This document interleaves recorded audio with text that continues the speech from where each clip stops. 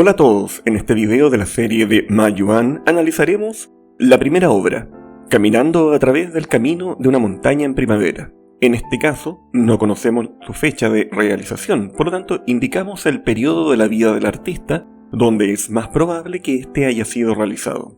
Esta corresponde a una obra de tinta sobre seda de 27 por 43 aproximadamente. Esta obra se encuentra actualmente en el Museo Nacional del Palacio de Taipei en la República China, o Taiwán. Este material indica un contexto cortesano o de élite literada.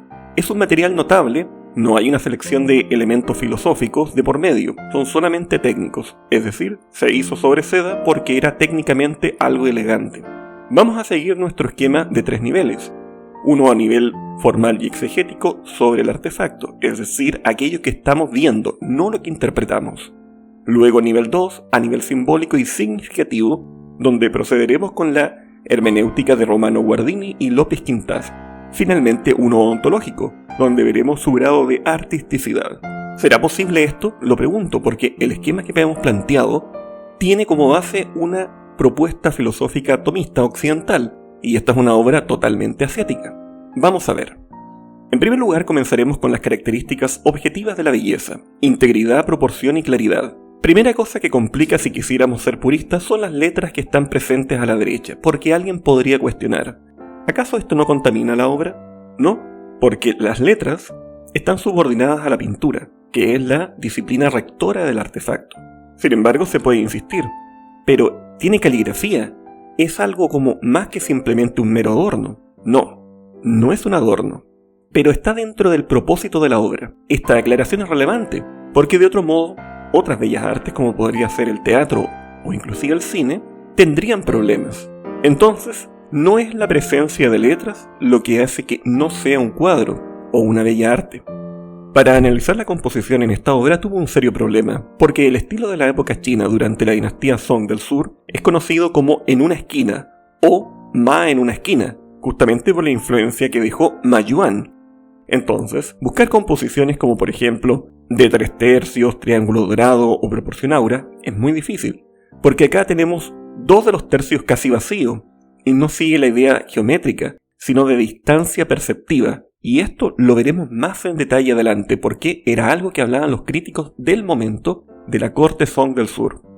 Acá en Occidente sí existen algunos cuantos equivalentes en la pintura. Por ejemplo, si utilizamos una diagonal, que era muy usada en el barroco europeo para el drama, tenemos por ejemplo la Vocación de San Antonio de Caravaggio. O si utilizamos un horizonte abierto, que es propio del romanticismo europeo como para dar una sensación de introspección, como en el caso de David Friedrich, El monje junto al mar. El problema es que en Occidente tenemos una narrativa. En estas obras, el vacío tiene un elemento propio en la obra, que está basado en la filosofía del budismo Chan o del taoísmo. Ahora bien, también es lícito decir que la pintura no es la única arte que utiliza la imagen. Un ejemplo, la fotografía japonesa con influencia del budismo Zen, que es el equivalente al budismo Chan en el caso de China. Otra forma que podría ser lo que algunos autores han llamado en fotografía es la forma L o la forma C, pero en cualquier caso tenemos muchos referentes. Sin embargo, no podemos caer en una simplificación. La interpretación actual del budismo Zen en Japón es de Japón y del siglo XX a XXI, no es de la dinastía Song del Sur. Eso sería caer en un anacronismo. Además, en el contexto de la obra, hay una academia y una filosofía, toda una cosmología en torno a esto. Acá no es yo interpreto libremente porque a mí me parece. Miren, acá para poder explicar un poco esto de la composición con el vacío, utilicé estos óvalos que simplemente se me ocurrieron para hacerlo de una forma clara y que demuestran cómo, entre comillas, el vacío ocupa un espacio. Acá el vacío es según la concepción en el marco de las 3 doctrinas.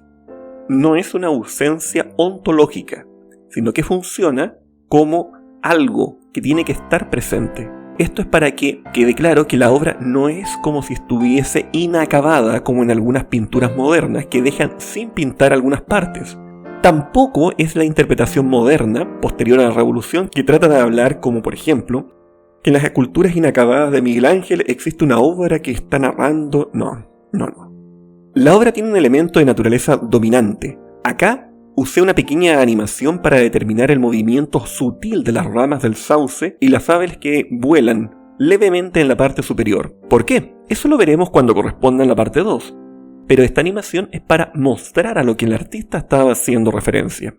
Ahora que hablamos de esta poco conocida composición y la comparamos con nuestros referentes occidentales, veamos un poco de los detalles de la obra. Así que acá les presento unos cuantos elementos que vamos a analizar a continuación. Comencemos por el primer elemento de la montaña y recordemos que esto es tinta sobre seda.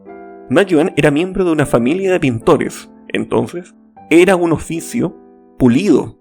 Era algo que no tan solo él conocía, y esto venía porque en 1054 una orden imperial había hecho de que no pudiesen cambiar de profesión para que no todos entrasen a los exámenes imperiales y se preservaran ciertas técnicas. Por lo tanto, había cierto conocimiento a nivel generacional en torno a esto. Acá lo que podemos ver es el detalle de hacer tinta diluida para mostrar unas montañas que se insinúan que desaparecen en la bruma, y estas además están desenfocadas. Esto muestra una gran maestría, más aún si lo logra poniendo encima una rama de sauce bien definida, porque se permite inferir una cierta perspectiva. Luego las aves. Podemos ver que son pequeñas y a pesar de ser figuras de trazos muy simples, no dejan de referenciar una forma adecuada al ave. Dejó en claro que Ma Yuan había hecho otras aves, y hay muchas obras atribuidas a él en la cual aparecen, pero acá tenía que ser de este tamaño. Por lo tanto, está bien en cuanto a que permite que esté dentro de lo que el artista quiere transmitir de algo efímero que está volando. Si procedemos, tenemos al sirviente, que da la espalda al observador y lleva un instrumento musical que cruza por un umbral de tronco de sauce en forma de X. Acá ya podemos ver detalles de cómo aplica la tinta. Esos troncos se presentan gruesos y toscos, gracias a la pincelada más gruesa que deposita sobre la seda. Esto nos permite tener una referencia con la persona que es pequeña, frágil y que se mueve. Por otro lado, tenemos que el artista logra poner de forma ingeniosa en un primer plano una tinta más oscura, y por si fuera poco, deja sutilmente una caligrafía rápida a la izquierda en forma cursiva para poder hacer como si fueran otras ramas. Luego, si procedemos, tenemos un personaje al que llamaremos el sabio, y este es algo interesante. Nuevamente ramas oscuras de primer plano, y ahora rocas que tienen una línea gruesa. ¿Se dan cuenta que hay una idea que se mantiene con la firmeza del tronco y las rocas? Acá el personaje es un sabio de vestimentas de la época. Esas mangas largas, de hecho, lo hacen un personaje que es sofisticado dentro del ambiente cultural del espectador. Y a diferencia del sirviente, no está en movimiento, sino erguido, detenido, contemplando y tocándose la barba. Respecto del gorro, es parte de un conjunto de vestimenta tradicional llamado hanfu, y existen varios estilos dependiendo del cargo y rango social. Pareciera que quedó sin pintar con la tinta, pero no. De hecho, es un tipo de gorro translúcido hecho de mallas. Por ello, es bien llamativo como Ma Yuan logró la tonalidad oscura a través de la dilución de la tinta. Esta es una parte que yo en un principio no vi demasiada relevancia, pero a medida que iba investigando, es un sello dentro de la obra de Ma Yuan, y son estas formas de hacha, según le dicen los académicos y le decían en su momento, que hacen el costado de los arroyos o lagos. Pareciera ser que en la academia de la época esto fue toda una innovación y fue copiado por artistas posteriores. Ahora procedamos con este poema que está acá. Recordemos que solamente nos vamos a ir a la formalidad del artefacto. Primero, unas cosas básicas de escritura china. Los símbolos chinos no son letras como las occidentales. Representan unidades morfosilábicas con significado. No es tan solo un sonido. Un mismo símbolo a su vez puede ser pronunciado de forma diferente y a su vez estos sonidos, si se pronuncian con un tono distinto, indican una cosa completamente distinta. La escritura china era vista como sofisticada, de hecho, tener buena caligrafía era como de un hombre sabio dentro de la doctrina confuciana, que venía desde hace ya más de 1000 años en China. En este caso, estamos en presencia de una caligrafía de tipo semicursiva. Ya dicho lo anterior, leamos el poema. Al rozar las mangas, las flores silvestres parecen danzar por sí mismas. Las aves solitarias, al evitar a los hombres, no llegan a cantar. Si se dan cuenta, hace referencia al sabio que camina entre las flores y mueve las ramas con su traje, pero su traje sofisticado. Y las aves, estos pajaritos que vuelan del sauce pero no emiten un ruido. Ojo con eso. Ahora bien, la literatura y la poesía en concreto es un área completamente de análisis propio, así como lo es la pintura en este caso. Pero hablemos algunas cosas. Este poema es subordinado a la disciplina central. Este estilo es una poesía de verso regulado que surgió en la gran dinastía anterior, la dinastía Tang, que no es la inmediatamente anterior, pero es la gran dinastía anterior. Este tipo de poesía tiene características concretas, en longitud, rima, tono y paralelismo. Y ahí les indico el paralelismo de los elementos presentes. Esto lo menciono para no caer en una interpretación libre anacrónica. Nuevamente, para mí esto significa esto, es que a mí me llegó de tal forma, no, nada de eso. A continuación el color en su croma, tono y valor. Es algo simple, porque la seda es amarilla y sobre esto se aplicó la tinta. La seda es de un ocre ámbar, tierra con una croma moderada y valores medios. Esto es lo que busca el ideal de la corte de la dinastía Song del Sur, sobre silencio, contemplación de la naturaleza. El tono produce una sensación seca de calidez constante y continuidad visual. Ojo con esto de continuidad visual porque es parte de la distancia que veremos en la parte siguiente. Entonces, la unidad tonal refuerza una integridad en el artefacto. La croma es bastante moderada, así que se le da una especie de espacio al vacío. Es como extraño, espacio al vacío. Recuerden que el vacío es un elemento. Tiene que estar presente entre raramente el vacío, por lo paradójico que suene. Finalmente, los tonos. No hay una ruptura visual. Los valores de tinta extrema apenas están presentes en ciertas partes y en una esquina. Ahora, esto no es un amarillo puro tampoco, porque permite bajar progresivamente hacia la parte oscura. Si continuamos con el segundo nivel de análisis, y ahora sí nos ponemos a ver qué símbolos están presentes y qué significan, ¿cómo podríamos comenzar esto? Bueno, ¿qué tal si comparamos una obra con otro tipo de influencia, una influencia daoísta, cuando estaba la dinastía Song antes de la invasión por parte de la dinastía Jin de la etnia Jurchen? Ustedes pueden apreciar ahí, en el lado derecho, primero un tamaño totalmente distinto, una verticalidad, una centralidad en la naturaleza, colores diferentes. ¿Y por qué es todo esto? Nada es, según lo habíamos visto, en palabras de Hansen del Mayer, que nada está al azar. Acá hay una influencia cortesana, pero del tipo daoísta. En cambio, en el lado izquierdo, vemos una influencia en cuanto a los colores y la disposición que deja un espacio para el vacío contemplativo del budismo Chan. Ahora, los tamaños no tienen nada que ver una cosa con la otra, tiene que ver con el nivel de sofisticación, por así decirlo, técnica que se fue dando. Mencionemos algunos puntos claves. En primer lugar, los pintores de la corte no estaban haciendo tratados religiosos, pero el contexto cultural mezcla estructura confuciana en la Academia Imperial, sensibilidad Chan en la percepción del vacío e un imaginario daoísta como una naturaleza viva. Por eso, el vacío en Mayuan es una traducción estética dentro de un clima intelectual de la corte Song del Sur. Comencemos con el poema. El poema no es algo que sea necesario leer para entender la obra, y que deje subordinado la obra pictórica. Es parte de la elegancia propia de las cortes de las dinastías chinas. Y nos valdremos de lo que dice para mencionar algunos elementos. Las aves solitarias al evitar a los hombres no llegan a cantar. Veamos. En primer lugar, el silencio de las aves actúa como una atención contemplativa.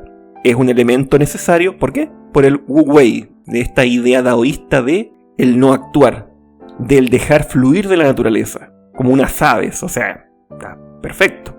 El vuelo de ellas es libre, por lo que encarna este flujo. Por lo tanto, no es una alegoría por poner un cupido rococó, no.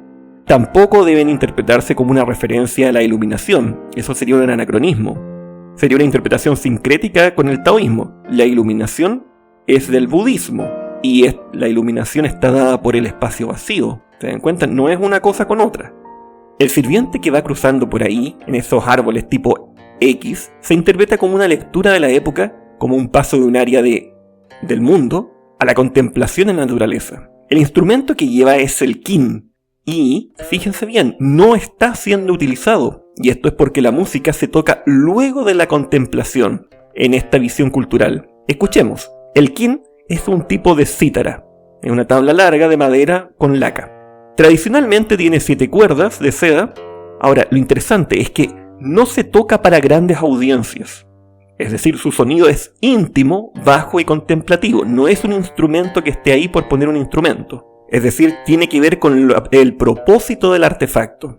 Ahora, el tocar música no era algo que esté además dejando de lado la otra gran área que era el confucianismo. Porque la música, el juego de estrategia, la caligrafía y la pintura eran justamente las grandes áreas que debía dominar una persona instruida, un erudito, según el ideario confucionista de la época.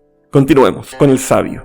El poema dice que al rozar las mangas, las flores silvestres parecen danzar por sí mismas. En primer lugar, el sabio es el gobernante literato. Observa la naturaleza, pero no la controla. Ahí tenemos el Wu Wei. El sabio no toca el instrumento, se insinúa que sabe tocarlo, pero él primero contempla. El sabio es pequeño y está en una naturaleza que fluye, donde las aves vuelan sin cantar, y él las observa. Ahí están todos los elementos que uno podría esperar de un sabio de la época. Según el consenso de los historiadores e historiadores del arte, este cuadro fue comisionado por el mismísimo emperador Ningzong de Song, el esposo de quien era la persona que le hacía las obras comisionadas a Ma Yuan. Más aún, es quien escribió el poema. Esa es su caligrafía porque, según se identifica, es la misma letra. Se puede inferir acá que el emperador está posicionándose como un sabio que cultiva su interior. Entonces, ¿cómo entendemos esto del poema? Primero, no como un código necesario para entender la obra pictórica, sino como un elemento que forma parte de la cultura de la corte que se asocian al cultivo interior. Esta caligrafía no intenta dominar la pintura. Y acá hay algo clave, porque en periodos posteriores, la dinastía Ming y la dinastía Qing, la caligrafía sí invade el espacio. Acuérdense, el espacio tiene un significado. Y dentro de Asia, el vacío tiene un significado. En este tipo Song, el texto parece susurrado, igual que el poema habla que las aves no cantan. La escritura misma participa del silencio. ¿Se dan cuenta? Hay una cosa, como decía un amigo, chinesca.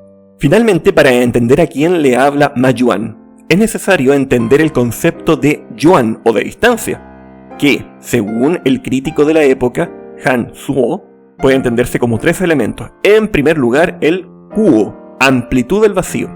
Por eso lo dejé a la derecha en ese gran amarillo ocre. Luego lo escondido en las zonas de las montañas. Y you, o profundidad, que es aquello que se retira, como el flujo de la naturaleza que está en constante movimiento. Por eso esa zona de transición donde están las aves que están fluyendo. Ahora vamos con algunas cosas. Kuo, o amplitud, no significa que todo sea grande o monumental. En el Song Sur, especialmente en Ma Yuan, el vacío lateral crea una respiración visual. El horizonte abierto permite que la mirada se expanda. Es decir, la amplitud no está en lo que se pinta, sino en lo que se deja de pintar. Ahora, en cuanto a lo escondido, no todo está mostrado, se insinúa. Por ejemplo, aves pequeñas, ramas que desaparecen en la bruma, montañas entre la neblina, etc. El espectador debe completar mentalmente lo invisible. Y you, profundidad oscura o retirada, este término es como lo sombrío, pero no lo sombrío en cuanto a aquello oscuro, como que no es diáfano, como que no es claro, no. Es como una oscuridad, como algo de interior, recogimiento, alejamiento del ruido social. Ahora, ¿se dan cuenta que hay muchas palabras que nosotros pensaríamos que significan otra cosa, de buenas a primeras? Por eso es tan difícil a veces cuando alguien habla sobre arte asiático y no estudia esto. Y a mí me costó mucho y tuve que consultar con muchas fuentes y personas que dominaban más el tema.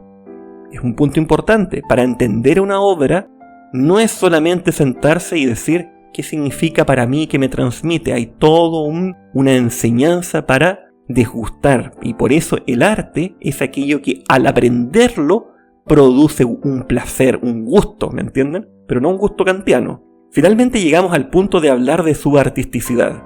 Este canal parte de una visión tomista. Creo pertinente que debido a la gran diferencia filosófica, teológica y cultural, histórica, solamente nos limitemos a el trascendente de belleza. ¿Por qué? Porque en bondad y en verdad nos encontramos con puntos que son totalmente incompatibles con el budismo Chan y con la doctrina del taoísmo. Hablemos de la mímesis en primer lugar.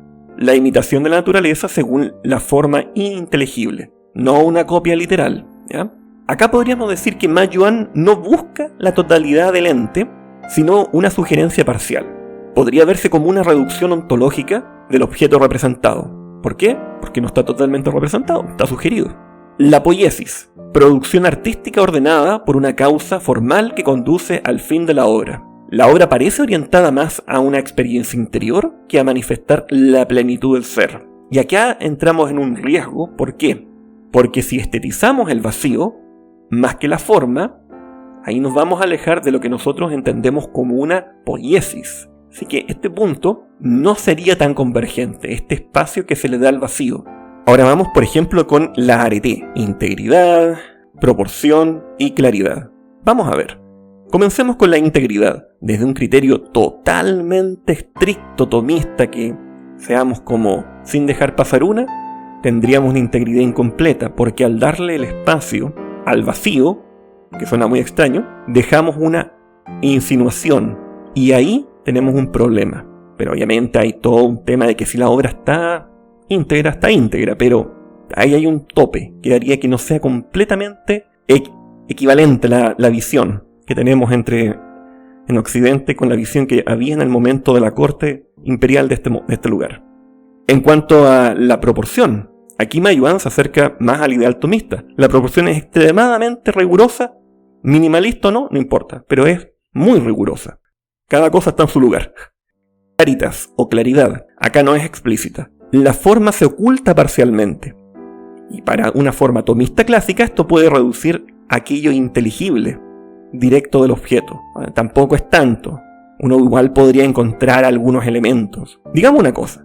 Desde un tomismo clásico, la pintura de Ma Yuan no niega la forma, pero desplaza el énfasis desde la manifestación plena del ser hacia la evocación contemplativa. Eso no es incorrecto, pero sí marca una diferencia ontológica importante con la tradición occidental. La obra apunta a una belleza donde se muestra la cosa, no que se insinúa. Vamos escarbando muy profundo para poder entender las diferencias.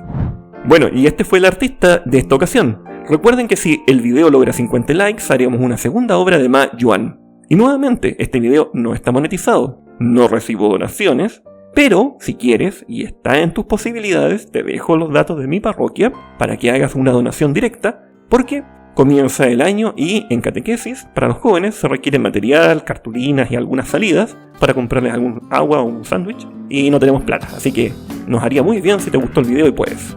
Nada más que decir, me despido.